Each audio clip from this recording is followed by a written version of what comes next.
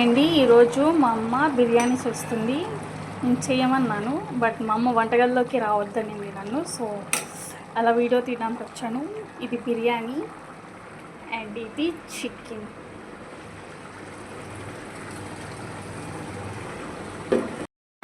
చూసారు కదండి బిర్యానీ ఎంత చక్కగా వచ్చిందో. ఇప్పుడు స్మెల్ కూడా చాలా బాగుందండి. ఇప్పుడు కర్రీ వేసుకుంటున్నాను.